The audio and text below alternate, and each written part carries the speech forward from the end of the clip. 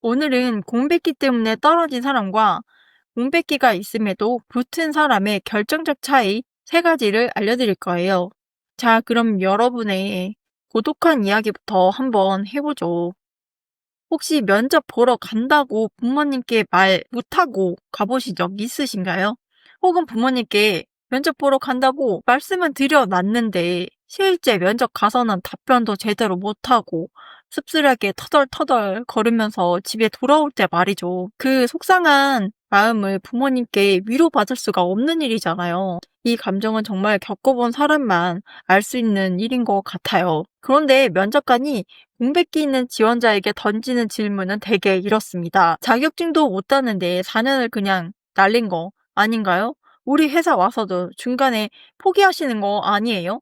이렇게 질문이 훅 들어온단 말이에요. 그렇다고 지원자가 너무 과하게 절실함을 보이면 면접관은 또 이런 소리를 합니다. 지원자분이 공백기를 만회하려는 그 심리에 너무 치중해서 오보하는 것 같네요. 이런 민망한 소리를 듣게 되면 아, 내가 진짜 실패자구나 하면서 내 마지막 의지까지 꺾여버려요. 하지만 냉정하게 보면 이건 공백기 자체가 문제인 게 아닙니다. 질문에 대처할 논리가 없으니 무방비로 멘탈이 털려버리는 거예요. 결국 취업에 임하는 내 멘탈이 흔들린 상태에서 서류와 면접을 준비하니까 이 여정이 험난하고 힘들 수밖에 없는 거예요. 저 또한 구겨진 자존심으로 인생을 살아왔어요.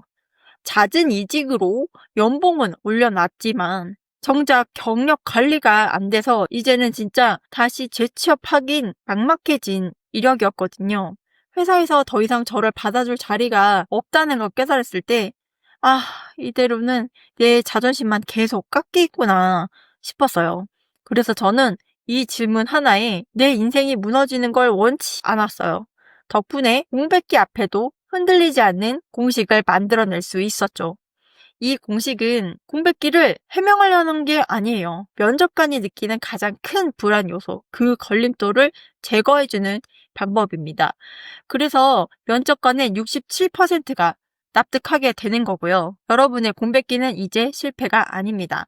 그런데 그 전에 우리가 왜 자꾸 떨어지는지부터 짚고 넘어가야 돼요. 면접에서 떨어지는 진짜 원인을 먼저 찾아볼게요. 이 고통은 회사에서 원하는 최소한의 인재 기준을 맞추지 못했기 때문에 발생하는 일인 거거든요.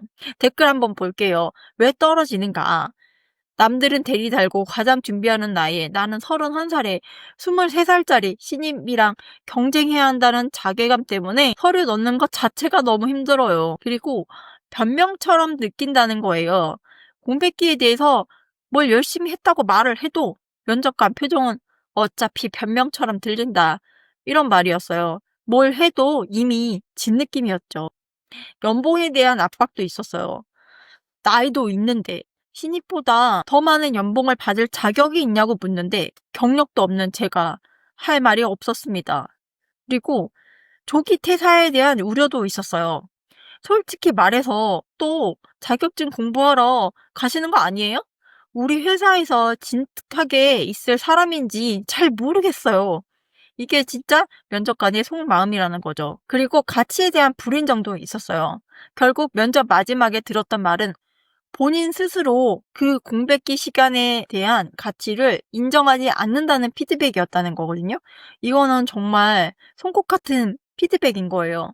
내가 면접장 가기 전에 그 시간 자체를 부정하고 중요한 시간이라고 재정의를 하지를 못하는데 면접관이 그걸 알아차릴 수밖에 없는 거죠. 중요한 건요, 여러분들은 공백기가 길어서 떨어졌다고 생각하시는 거예요. 근데 그게 아니거든요.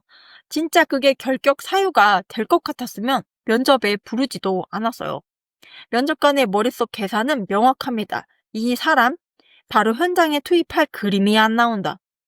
이 리스크만 해소해주면 공백기는 즉시 자산이 되는 거예요. 저는 취업을 그냥 TO가 생기면 그 빈자리에 들어가는 게임이라고 생각하지 않았거든요.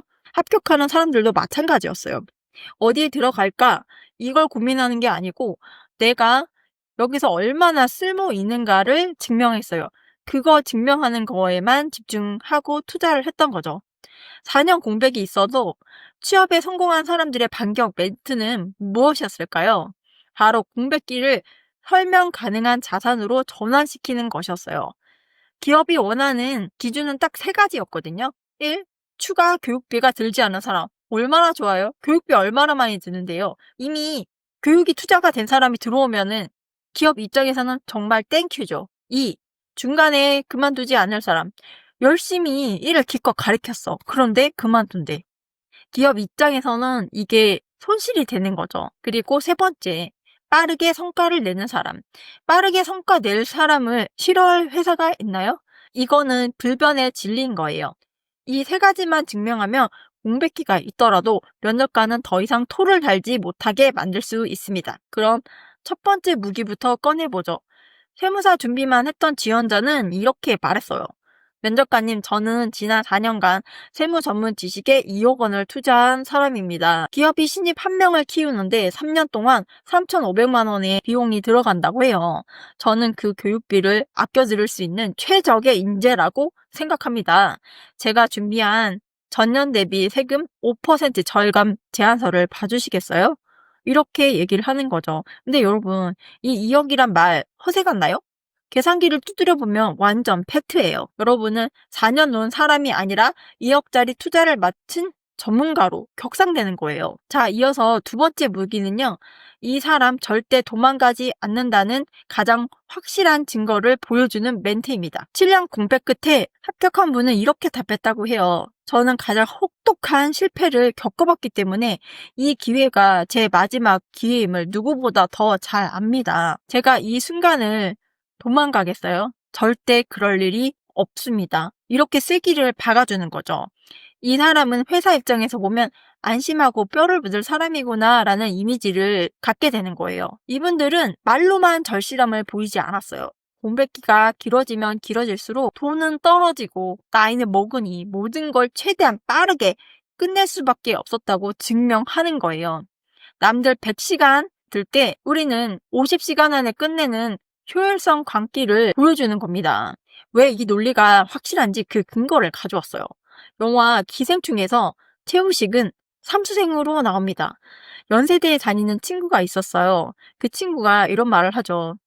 야, 나는 수능만 잘 봤지 개념은 못 가르쳐 하면서 최우식에게 수능 과외를 부탁하죠.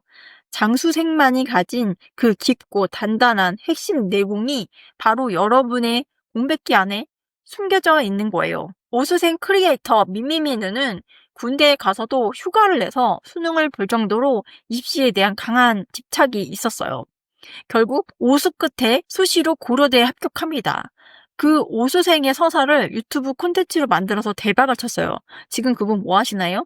입시 전문 콘텐츠를 계속 만들어내고 계세요. 무려 160만 유튜버가 되셨죠. 때론 한 사람의 결핍이 더 큰 성공을 거두는데 밑바탕이 됩니다.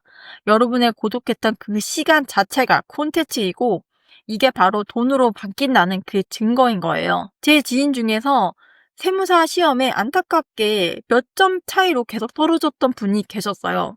그동안 쌓은 세법 판례 지식과 분석력을 무기로 57장의 입사 서류를 만들어 내셨어요. 결국 연봉 900만 원을 올리면서 과장 타이틀로 재취업에 성공했죠. 공백기는 문제가 아닙니다. 그 안에서 무엇을 뽑아내 증명하느냐가 핵심인 거예요. 여러분의 공백기는 이제 돈으로 회수해야 할 시간입니다. 혹시 나는 자격증 공부도 안 했고 알바만 했는데 어떡하나요? 싶으신 분들 계신가요? 냉정하게 말씀드리면 지금 이 상태로는 이 전략을 쓰기 어렵습니다. 하지만 포기하라 소리가 아니에요. 노베이스도 6개월 안에 전문가급으로 만든 방법이 있습니다. 일단 가장 하고 싶은 직무 한 개를 진짜 진지하게 정하세요. 그리고 그 해당 분야를 전문가급으로 재교육 받으세요. 그 다음에 그 성장의 결과를 포트폴리오로 만드세요. 그럼 그 증명으로 인정받게 되는 거예요. 구체적인 로드맵은 제 채널에 노베이스 역전 플레이북 영상을 참고해주세요. 오늘 영상은 이미 전문 분야가 있는 분들을 위한 거니까 노베이스인 분들은 그 영상을 먼저 보고 오세요. 그리고 세무사, 회계사, 변호사 자격증 공부를 하신 분들 말이죠. 이분들은 이미 준비가 됐어요. 증명만 하시면 됩니다. 마지막으로 이것만 분명히 하고 끝낼게요. 이 영상 보고도 그래도 나는 상황이 달라요. 나는 말로 잘 풀어볼게요. 이런 생각이 든다면 아직은 면접에서 이길 준비가 안 된 상태입니다. 하지만 내가 아직 증명할 게 부족했구나 라는 깨달음이 왔다면 그때부터 진짜 전략을 짤 수 있습니다. 정리합니다. 취업은 원래 어려운 거예요. 여러분이 일할 자리를 스스로 만들어내야 한다는 각오를 먼저 하셔야 돼요. 그리고 여러분은 이미 2억 원 투자가 완료된 전문가라는 논리와 증명으로 기업의 최소 기준을 뚫으셔야 합니다. 잊지 마세요. 여러분은 나이 많은 신입이 아닙니다. 기술 투자한 시간을 이제 본전으로 회수할 때인 거예요. 이 논리를 본인의 상황에 맞게 어떻게 적용할지 막막하신 분들을 위해서 고정 댓글에 자가진단 체크리스트를 준비했습니다. 지금 이 상황에 이 전략이 맞는지부터 확인해 보세요. 구독과 좋아요로 다음 전략도 놓치지 마시길 바랄게요. 지금까지 취업 르네상스였습니다. 감사합니다.